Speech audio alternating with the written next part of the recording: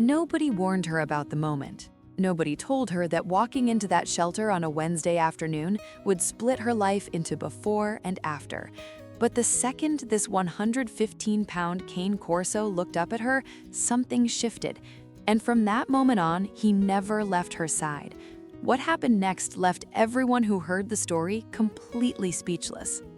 Her name was Rachel, 36 years old, a high school art teacher living alone in a craftsman house in Portland, Oregon. She had 2 cats, a small backyard garden, and a life that worked. Quietly, steadily, without too much noise. She had never planned on a dog, certainly not a 115-pound Cane Corso. She had driven to Willow Creek Animal Rescue that Wednesday to photograph the animals for their adoption website, a favor for a colleague who volunteered there on weekends. The plan was simple: 2 hours, a camera, and out.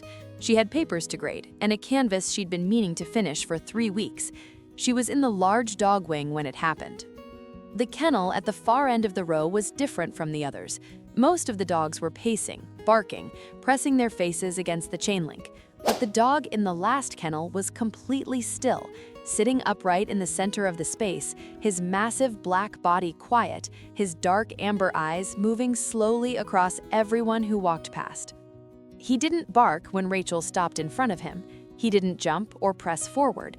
He just looked at her, directly, steadily, like he had been waiting for a specific person and was quietly determining whether she was the one. His name, according to the cage card, was Duke, 115 pounds, 3 years old, owner surrender. Previous family had moved out of state and could not take him. Rachel lifted her camera. Duke didn't flinch. He sat perfectly still while she photographed him, his expression so composed and serious that she laughed out loud beside herself. And then Duke did something that made the shelter volunteer behind her go completely quiet. He stood, walked slowly to the front of the kennel, and sat back down, directly in front of Rachel, so close his nose almost touched the chain link. He looked at her, not past her, not around her, directly at her with those still amber eyes. Rachel lowered her camera. "How long has he been here?" she asked. 4 months, the volunteer said. Owner surrender. He's been calm, quieter than most, doesn't really respond to people the way the others do. She paused for a moment. Until now. Rachel looked at Duke. Duke looked at Rachel. She asked to go in. The moment the kennel door opened, Duke walked toward her slowly and stopped directly in front of her. He was enormous up close. His head came to her shoulder. His paws were the size of her hands. She had never been this physically close to a dog this size in her life. She stood very still. Duke lowered his enormous head and pressed it gently against her chest. She looked at the volunteer over the top of his skull. "I need to make a call," she said. She called her sister, who told her she was absolutely insane. She called her best friend, who asked if she had considered the size of her car.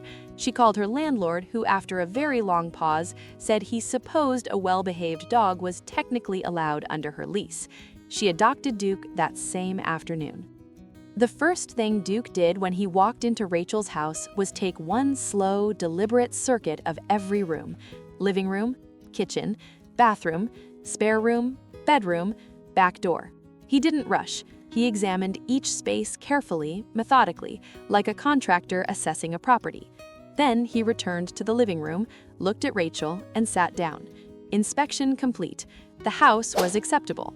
Within 48 hours, he had decided that the left side of the couch belonged to him, that Rachel's art supply cabinet was worth monitoring closely, and that the 2 cats, who had retreated to the top of the refrigerator on day 1, would be acknowledged but not pursued, a diplomatic arrangement the cats cautiously accepted by day 4.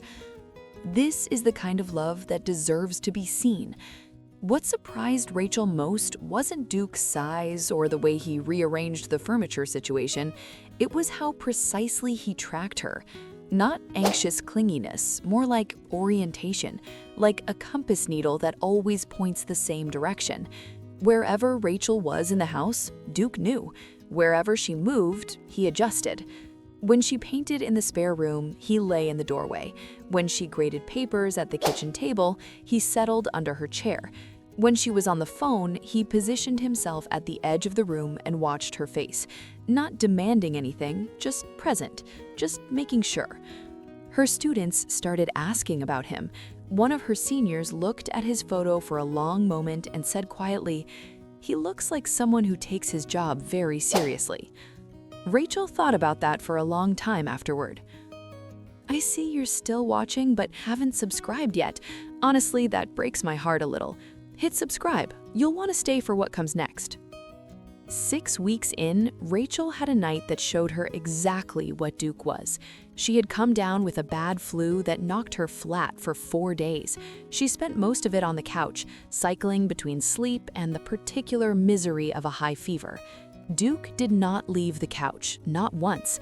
He lay beside her, his enormous warm body pressed against her side. And every time she woke from a fever dream, the first thing she felt was his weight, steady, constant, there. On the 4th night, the fever finally broke at 3:19 a.m. Rachel woke up cold and damp and relieved. She sat up slowly.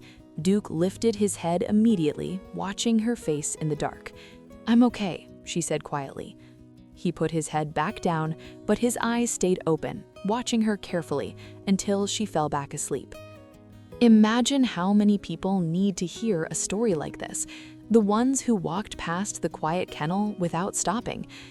That was when Rachel understood that the moment in the shelter had not been random. Duke had been there for 4 months. He had watched hundreds of people walk past, and he had waited. Not desperately, not loudly, with the patient, absolute certainty of a creature who understood something most people take years to learn, that the right connection is worth waiting for, no matter how long it takes. Today, Duke still does his nightly patrol before settling down. Living room, kitchen, bathroom, spare room, back door. Every single night in the same order with the same unhurried thoroughness. He still lies in doorways when Rachel paints. The 2 cats have finally come down from the refrigerator, slowly, reluctantly, but they have come down.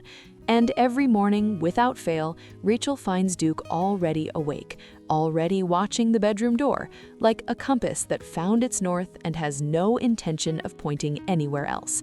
Because love, when it is real and patient and true, does not make a sound when it arrives. Sometimes it just sits down in front of you, presses its head against your chest, and waits for you to understand what it is offering. And if you are thinking about adopting, please stop at the quiet kennels, the still ones, because sometimes they have already decided. They're just waiting to see if you have too. Would you have stopped at Duke's kennel or kept walking? Is this love or something even deeper? Tell me in the comments.